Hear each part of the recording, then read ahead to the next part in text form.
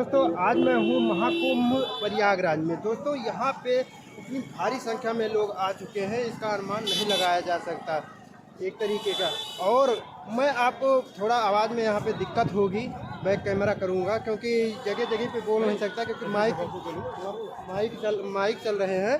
बाकी आप लोग अगर नहीं आए हैं तो ज़रूर आइएगा। और एक इन्फॉर्मेशन देना चाहूँगा कि सोचिए कि अगर ठंडी का दिन जैसे चल रहा है, सोच रहे होंगे आप लोग कि रहेंगे कहाँ, खाना कैसे खाएंगे, तो सारी यहाँ पे व्यवस्था है। अगर आप आ रहे हैं तो आपको रहने के लिए कोई दिक्कत नहीं होगी, ना तो यहाँ पे सोने के लिए दिक्कत होगी। हर एक यहाँ पे जितने भी मठाधीश आए हुए हैं उनके द्वारा यहाँ पे सारी व्यवस्था की गई है। टेंट सिटी में चाहे जो मठाधीश का स्पेशल यहाँ पे बनाया गया है, जहाँ पे वो लोग रुके हैं वहाँ पे भी आप रुक सकते हैं। बाकी बैक कैमरा करके मैं आपको दिखाता हूँ कि यहाँ पे जो श्रद्धालुओं की भक्ति है और जो जैन सैलाब है वो उमड़ता ही जा रहा है। अभी करीब 10 बजे हुए हैं, जो कि आज पहला ही स्नान है। पहले ही स्नान में आपको देखने के बाद अनुमान लग जाएगा कि कितनी भारी संख्या में यहाँ पे लोग जो स्नान करने आ रहे हैं, भक्त लोग आने वाले। दोस्तों, चलता चलता मैं जब थोड़ा आगे आया तो देखा कि बाबा भीमराव अंबेडकर की यहाँ पे पोस्टर लगाए गए हैं और चंद्रशेखर रावण को लेकर कुछ यहाँ पे कुछ लोग कुछ कह रहे हैं। आइए आपको सुनाते हैं। मुझे पता लग गई या हमारे किसी भाई और हमारी टीम को पता लग गई, तेरे ऐसे बक्कल उतारते हम लोग।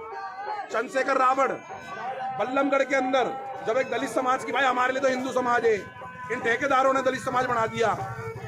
भाई बल्लमगढ़ के अंदर जब 7 साल की लड़की का बलात्कार होता है, इसी के जीजा जो मुसलमान है उन्होंने बलात्कार करा था, 4 घंटे तक नहीं आया।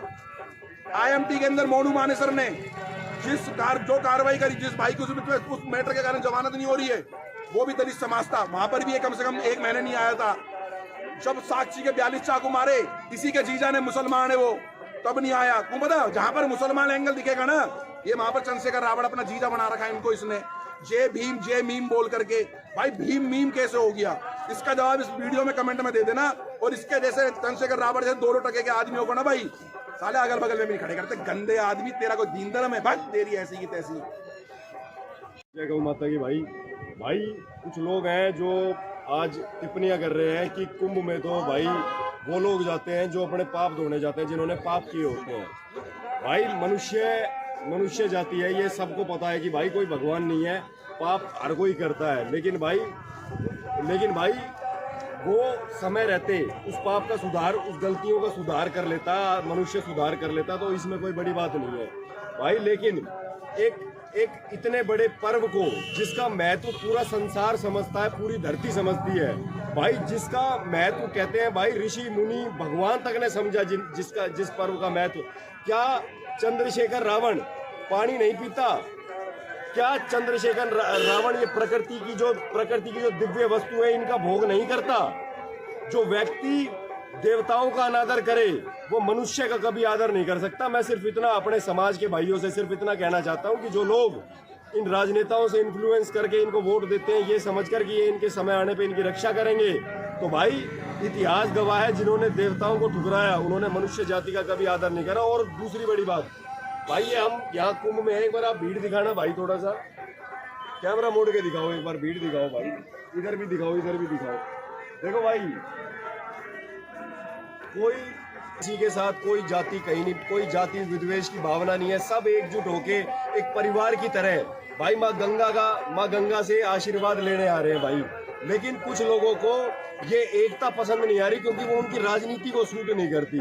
और भाई फिर हम यहाँ रास्ते में जा ही रहे थे कि हमने देखा कि भाई भारतीय बौद्ध परिषद प्रयागराज, जिसमें डॉक्टर BR अम्बेडकर, जिन्हें प्यार से प्रेम पूर्वक बाबा साहब अम्बेडकर का दर्जा दिया जाता है, उन्हें बाबा साहब अम्बेडकर के नाम से बुलाया जाता है भाई, उन्होंने एक समय पे इस देश को एक करने के लिए जो काम किए वो इन्होंने कभी हमारे समाज को ना हिंदू समाज को बताया। भाई बाबा साहब अम्बेडकर की कुछ बातें हैं, वैसे तो 1000 बातें मेरे को याद है, लेकिन समय कम होने की वजह से मैं आपको कुछ बातें ऐसी बता देता हूँ जो ये कभी आपको नहीं बताएंगे। भाई बाबा साहब अम्बेडकर ने हिंदू धर्म में कहा था कि भाई की जो भारत की संस्कृति है, अगर उसको कोई भाषा एक सूत्र में पिरो सकती है तो वो हिंदी भाषा है, और संस्कृत देश की राष्ट्रीय भाषा होनी चाहिए।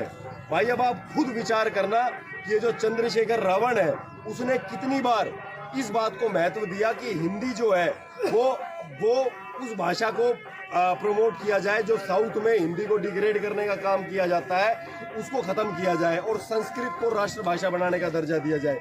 दूसरी बड़ी बात जो भाई बाबा साहब अम्बेडकर जी ने बताई थी, जिस थ्योरी को लेके ये लोग आज हमें आपस में विभाजित करते हैं, आर्यन द्रविड़ थ्योरी कि आर्यन बाहर से आए थे, द्रविड़ इस देश के मूल निवासी हैं, भाई उस थ्योरी को, थ्योरी ऑफ रेसिज्म को भाई सिरे से खारिज किया था बाबा साहब अम्बेडकर ने।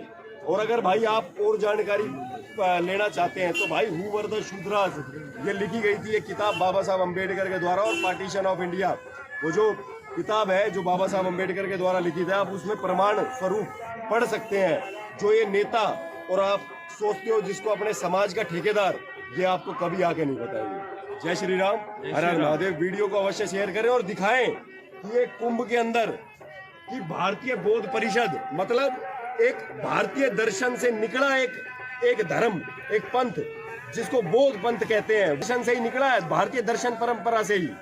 लेकिन आपको ये नहीं बताएंगे क्योंकि इनके अंदर ये मतलब ये भारतीय ये दिखाना चाहते हैं कि हम भारत से ज्यादा विदेश वालों के हैं। जैसे आपने देखा था अभी एक भारत का ही नेता था जो बाहर जाके, जो विदेश में जाके कहता है कि भारत जो है वो यूनियन ऑफ स्टेट्स है, भारत एक देश नहीं है। मतलब ये देश जो 565 रियासतें जिस देश में थी, जिसे सरदार वल्लभ भाई पटेल जी ने एक किया था, जिनको सरदार की उपाधि से नवाजा गया, मतलब उस समय पे जब ये देश खंड खंड विभाजित होने की कगार पे था, जाना हमारी बहन बेटी सुरक्षित रह सकती थी, ना हमारे बच्चे सुरक्षित रह सकते थे क्योंकि विदेशी आक्रांताओं का डर था। भाई उस समय पे जिस देश को एक करा, ये लोग आज कहते हैं कि भारत देश ही नहीं है, ये तो राज्यों का संघ है। बाबा साहब अम्बेडकर ने इस थ्योरी को सिरे से खारिज किया था कि ये यूनियन ऑफ स्टेट्स वाली थ्योरी बिल्कुल बकवास है।